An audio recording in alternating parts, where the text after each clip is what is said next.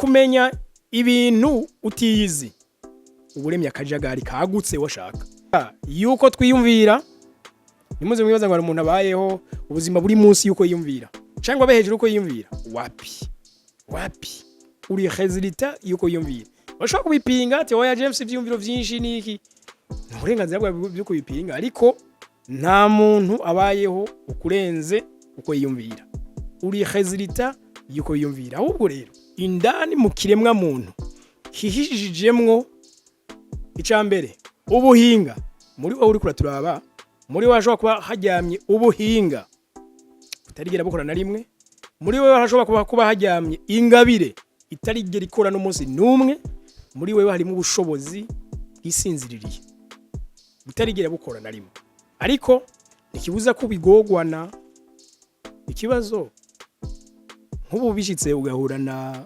marayika kuri babandi bahora bavuga bagira amabonekerwa agukingurira kumura gufukurira amaso uti yegi bijye byose ni gwawe ugaco vraiment ukuntu wahora usuragoringa wari ufise ubutunzi ibintu bya danger usigara umara mati none kubera iki nabaye imyaka yose ibi nabizi mpora ntembera nkaja mu Kirundo ugatembera ukaja hehe kino gitabo igufasha gutembera muri wewe indani kuja kurondera wa muntu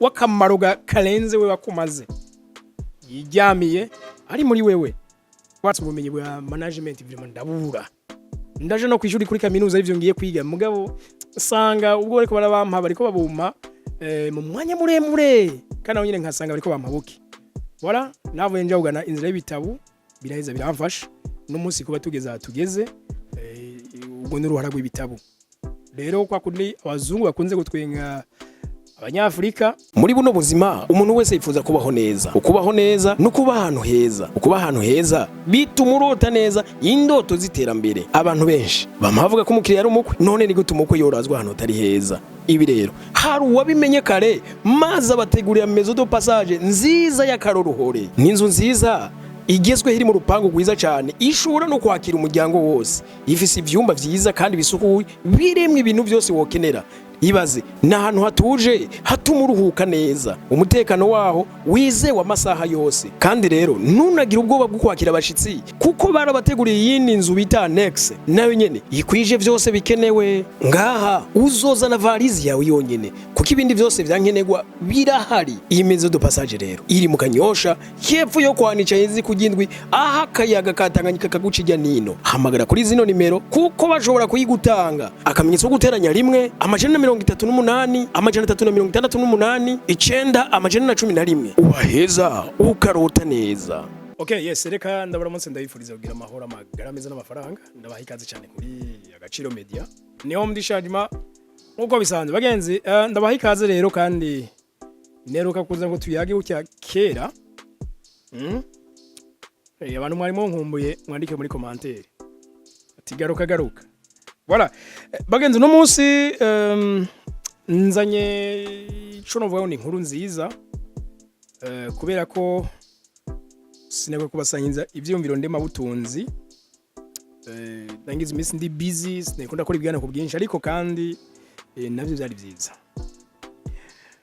Okay, reka tugaruke kuri kino kintu aho abantu benshi bagogwa n'ikintu cyitwa impinduka muri bo abantu benshi bibagora kumenya imihamagaro yabo abantu benshi bibagora kumenya to kwafere bakora iki umuntu arashobora no kuvuga ati cyembere n'umutayi nda office mugasi mbona ico nokora umuntu avuga ati ciwe ikibazo n'umutayi mo ako waje kuraba ibimukikije byose ugasanga abone imitayi waje kuraba ivyo afise byose n'imitayi bo ikibazo nyamukuru rero ni ukutimenya byose niho byubakiye. Murabona umufilozofe wa kera Socrate uyavuga ngo connais-toi toi-même avant de savoir ibindi byose imenye bwa mbere imbere kumenya ibindi we yavuga ko nogira kwanza unamenye n'Imana unamenye n'abantu umenye n'ibigukikuje kwikubanza kwimenya kubera iki rero kumenya ibintu utiyizi uburemye akajagari kagutse washaka kuja kumenya Imana utiyizi ni hahandi uyitirira mugabo umuntu yarabi ibikorwa uri kurakora catastrophe. Jesse nawe yaraza ati abwira abantu aterege cica umuntu si kimwinjiramo ni kiri muri we. Ibyumvikana ngo nico kiza umuntu ni kiri muri we. Watereza amaso ukaraba ibintu byinshi bigukikuje, laba inyubako zitangaje, laba amabarabara y'agatangaza, laba imiduga, laba ama internet, en fait laba ibikorwa remezo byakozwe n'ubwenge bw'abantu. Ucubona neza yuko indani mu kiremwa muntu hihishijemwo icambere ubuhinga. Muri wowe uri kuraturaba, muri wowe hashobora kuba hajyamye ubuhinga butarigera bukora na rimwe. Muri wowe hashobora kuba hajyamye ingabire itarigera ikora n'umunsi n'umwe. Muri wowe harimo ubushobozi isinziririye butarigera bukora na rimwe, ariko nikibuza ko bigogwana. Ikibazo nk'ubu bishitse ugahura na marayika kuri babandi bahora bavuga bagira amabonekerwa, ago kingurira kumura gufukurira amaso uti yegi bijya byose ni wawe, ugaco vraiment ukuntu wahora usuragoringa wari ufise ubutunzi ibintu bya danger wosigara umara mati none kubera ikinabaye imyaka yose ibi nabizi.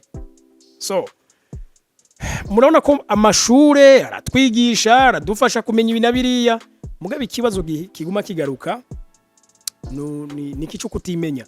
Urabona umuntu yizi ivyigwa bihambaye, harimo n'ivy'ubuhinga, harimo n'ubundi bumenyi byofasha kino kibano cacu cyo Burundi, mugabo baraho aho twatanguza iri higanwa marimo mazi iminsi mbona rya Gaciro Media. Muzi cyumvira aho nagikuye, nasanze umusiti ahantu mbona kiri umujene bashe, ndamubaza nti nene kuko kiri umujene hama nkabamona ibintu ukora umengo ni ibintu bikurema mu bunebwe, kuzurugurura umuduga winjiye kugurira umwango usohotse, anese ivyo bintu nibikurema mu bunebwe bien tuzosange usigaye utari umuntu abangutse kwiruka mu n'ubuzima. Shango none bashangira iki? Nimbe wowe warize aje guma ati mbashe ati narize mbere hafi na master ati wiziki usanga no muntu yize ibi vyigwa by'ubuhinga bya IT mugana mwaze none uhembwa ngahe bagenze ntababeshe ngiye kubabwira amafaranga yahembwa usanga ni nkaya mega y'ukwezi. Sasa ndavuga nti ni gutere buno bwenge bw'uyu muntu uriko bupfubusa. Hama maze uganira nawe neza ndamubaza ati none kubera udakora ivyo wize canke udakora basi ibyo ibindi wumva ushoboye, ese ibi nivyo ushoboye vyonyene? Ati ikibazo gihari simbona aho nohera. Nukuvuga uyu muntu ikibazo impamvu atabona aho yohera suko abuze ubumenyi arabuvise, ahubwo ikibazo nuko ubwo bumenyi bwashikiye ku muntu ameze nk'ujagaraye gato mu mutwe, nta mahitamwo na orientation y'ubuzima afise. Hama nja gusanga uyu muntu ikosa rikomeye ryabaye kiri umunyeshure, bona uko ubayeho no munsi ni resultat y'ukuntu wahoze wiyumvira mu minsi heze. Oye ndavuga nti rero ntireka ngerageze gufasha abanyeshuri bakiri ku makaminuza, ndabashiraga competition yego sinofasha benshi kandi umuntu nakoze ivyo nshoboye, peut-être bientôt ndashaka kuzoshobora ibindi kandi mfashe n'abandi batari abanyeshuri. Ariko niyumvire ku banyeshuri ati reka rero umuntu agerageza gufasha umunyeshure ashira ikirenge kimwe mu ishure donc arondera ubumenyi, mugabe ikindi kirenga gishire mu buzima busanzwe. Uwo muntu ashobora kuzova kwishura amaze kuronka experience tw'ubuzima, azi ukuntu afise 5,000 byo vyarabasa 500. Oye gutyo. Sasa rero candatanguza rijya higanwa rero aho niho havuye iciyumviro cyo kubona uyu muntu ajyamanye ubuhinga, ajyamanye ubumenyi, ajyamanye ubwenge, mugabe itariko biratanga umusaruro. Sino kujya ariko arakora byane bya bindi bikora ahubwo abakukuruke kubera atagishoboye kwirukanga, atagishoboye byinshi, ahitamo kwikorera ico nyene kibangutse. Rero bagenzi uno munsi nje kubasigurira igitabu naco nkuko mubizi je ndumwanditsi w'ibitabu, ni gitabu kiri mu rurimi rw'igifaransa, kubumva ururimi rw'igifaransa soyez bienvenue mu kigure. Ni gitabu citwa Éveiller le renouveau en toi. Ibi ni byane natangwa ndababwira, muri wewe hariyo ubushobozi runaka ugusinziririyemo butariko burakora. Hariho ubumenyi, hariho n'impano bisinziriye, ariko ivyo tubona ngaha byose bikogwa n'ubushobozi bw'abantu, bikogwa n'ubwenge bw'abantu, bigakogwa kandi n'izo ngabire z'abantu. We murana ko umuntu ashobora guhitamo ati jewe impano yanje numva ndumushoferi, mugabo usanga uwo muntu numuyede misi yose w'ibi byo kubaka. Wesanga uyundi ati je ndafise impano muri ibi bintu byo kwifluencinga par exemple kuri internet, cange vya preaching, ibi byo kwigisha iyobokamana, cange by'ubuvuzi, mugabo waje kuraba ibyo arimwo ugasanga mama ye ntana gatowe. So iki gitabo ni gitabo kigufasha icambere wewe kwimenya, kuko nico kibazo nyamukuru gihari. Kibazo nyamukuru no kwimenya. Iyo wimenye wewe uriwe ucubona n'intumbero y'ivyo ukora bikaja ku murongo. Voilà. Hari ibintu ngaha byinshi. Icambere benshi burya abantu mumenye ko wajya benshi bishwe na kahise. Simvuze kahise kigihugu, ashobora no kuba ari kahise kawe bwiti cawe, cye kahise k'umuryango wawe, bikakunanira kwibohora ngo witandukanye nako kahise. Kino gitabo kirabigufasha cyane, kuko ofete nimba mpora ntembera nkaja mu Kirundo, ugatembera ukaja hehe, kino gitabo igufasha gutembera muri wewe indani, kuja kurondera wa muntu wakamaro karenze we wakumaze, yijyamiye ari muri wewe. Voilà. Iyo umaze kwitemberamo rero ushobora kwisanga mu bushobozi bw'agatangaza, hama ugaca ukora ukoresheje ubwo bushobozi. Hari ibintu by'amarangamutima cyangwa ama emotion burya navyo bitwica cyane, bikatubuza ibyinshi twogeze ko n'amahitamwo menshi atugora kugira, kuko bunye keshi nubwo abantu usanga ubuzima buriko buranka, burahera, buri byakora niki, amahitamo tujurana imbere y'umuntu. Ahubwo ikibazo ni ndahitamwo nshingiye kuki.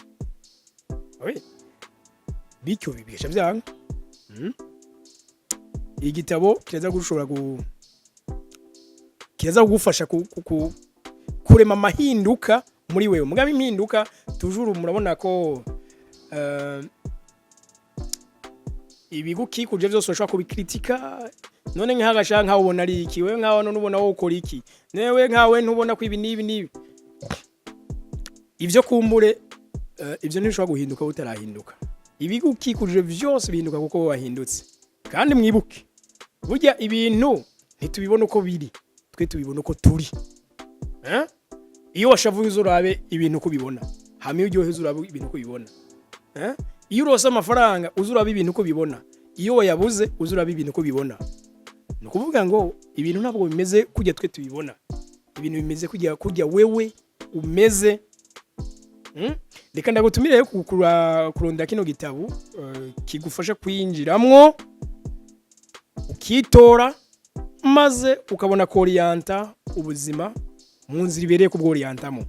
Hanini mwe twe murazi ko twimuvugira ibijanye na development personnel, ibijanye n'ukuntu twokwitanguriza ama entreprise, ibijanye n'ukuntu ifise udufaranga duto cyane duke byombera akaryo keza ko kwitangurira ibikogwa. Benshi bama bariko rambye ati oh meno nehera jewe ndafise ivyo nkora, ari bari mu ma department yigenga, ari bari mu ma department ya leta. Mugabe kibazo iyo babanyabura bariko baravuga mu Congereza ngo time is money, umwanya n'amafaranga, koko weyo biravyo usanga ariko biri. Eske nusanga ujagaraye amasaha 24 agize umunsi, ugasanga ukoramo amasaha 8 gusa, 16 yose aragenda kabimfa gusa. Uwe akora mu ahantu runaka, eske yagodotse uramubaza ati none watevye urabura umwanya nimba buze umwanya gukora ikintu, wabuze no kwiga basi ubumenyi bushasha. Hari bitabo, hari ama social media, hari ibintu byinshi byo kwigisha. Ikibazo bishobora kukwigisha, hari abantu benshi mura numva ashana gusubiramo ibintu byinshi, we ngo umuntu uyu n'uyu yavuze ibi nibi, yarabivuze mugabo none urabikoresheje mu gitabo iki havuga gutya. Bakunze benshi gutanga inuze za ibitabo bya Kiyosaki. muri pere riche pere pauvre havuga gutya. Okay, warabivyumvise ikibazo urabikoresha. Donc ubumenyi budakoreshejwe busa nk'ubutigeze bubaho. Kumenya ikintu ntugikoreshe si bya bindi Bibiliya ijambo ry'Imana rivuga ngo hagusezerana ntushitse upfumu utigeze uzinasezerana n'ikintu na kimwe. Rero nibi byo mu buzima busanzwe kumenya ikintu ntugikoreshe uwo pfumu utigeze unakimenya. Hako kirwa kirastoka cuzuza umutwe ahandi hari kuja ibindi haguma ikintu kitariko kirakora cyangwa gufuma kiri kakujayo. Oye. Okay, nuko soyez bienvenue kino gitabo mukigure mashaka kukigura ngaha muri ville aho dukorera muri Excellence House. Ni nyubakwa iri ruhande ya Limitere imbere ya posta muri numero 421 ni nivo ya nyuma muri etage. Ku bantu bari kure turashobora kukibaha ama PDF canke hariho website turiko turagira yo kudandaza ibitabo uko turabanditse. Okay? Voilà, nuko ikindi akabonisi kwana mufise ama entreprise mwipfuza ubumenyi buhuye n'ikintu runaka. Nimba ari nk'ikintu bijanye na nakoroke ubumenyi bujanye na management. Je ndibuka natangura iyi societe mediatique Agaciro Media irimo ico gihe nashatse ubumenyi bwa management vraiment ndabura. Ndaje no kwishuri kuri kaminuza ivyo ngiye kwiga mugabo sanga ubwo bariko barabampa bariko babumpa mu mwanya muremure kana nyine nkasanga bariko bampabuki. Voilà, navuye nja ugana inzira y'ibitabu biraheza biramfasha no munsi kuba tugeze ubwo n'uruhara rw'ibitabu. Rero kwa kundi abazungu bakunze gutwenga abanyafrika ngo iyo shatse kunyegeza ikintu abanyafrika uzucwandika igitabo. Kubera ko hagusoma ibitabo bisomera umusa w'inzoga ugwagwa. Ariko kandi kurundi ruhande ushobora no gusoma iryo cupa use n'agatabo iruhande yawe. Usoma usubira uzingura page yawe winjiza ubumenye. Nuko rero turi resultat yuko twiyumvira nimuze mwibaza ngo umuntu abayeho ubuzima buri munsi yuko yiyumvira cyangwa behejuru uko yiyumvira wapi uri resultat yuko yiyumvira. Bashaka kubipinga ati oya James ivyumviro vyinshi niki uburenganzira bwa byo kubipinga ariko nta muntu abayeho ukurenze uko yiyumvira. Uri resultat yuko yiyumvira. Ahubwo rero hakenewe yuko icambere witora ukaja ku murongo umaze kwitora ureza kuronka orientation nziza y'uburyo ibikurimo rero ubikoresha sino kuba ngo ndazi ibi nibi utabikora ntavyuzi. Nawe utaha tuzosubire mu gigano cy'ubutaha. Bye bye.